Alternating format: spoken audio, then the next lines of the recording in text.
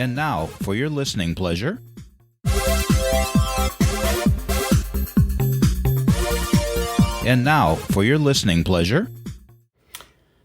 my soul is telling me in order to really have Christmas, we have to have snow.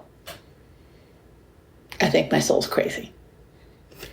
I keep reminding my soul that on Christmas Day, we will be on a sandy beach. And that will just have to do. Hi, I'm Carolyn Sanic, life coach, author, and high-value woman. This is my podcast, Thrive.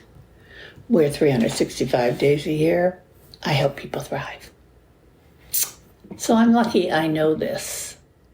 I've been many places on Christmas Day besides where I grew up or lived along the way. I mean, the places I traveled to on that day. I drove with Detroit one year to be with my best friend and her family right after returning to the States from life in Costa Rica. I spent Christmas Day on an airplane and landed in Paris on the 26th.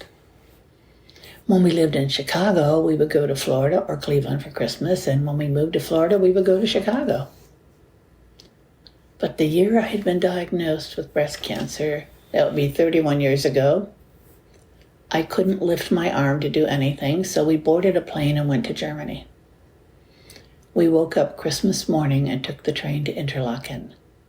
Now we are talking snow and lots of it.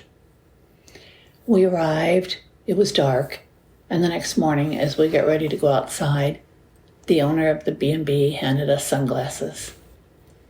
The Alps are magnificent and sunlight dancing on them is like diamonds in the snow. We needed those sunglasses. That was my most magical Christmas. I'm taking my soul to the beach.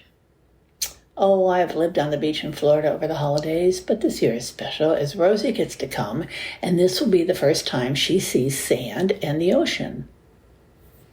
This will just have to satisfy my soul, and I know it will, because I'll be there with my two girls, Rosie and my best friend, Janet.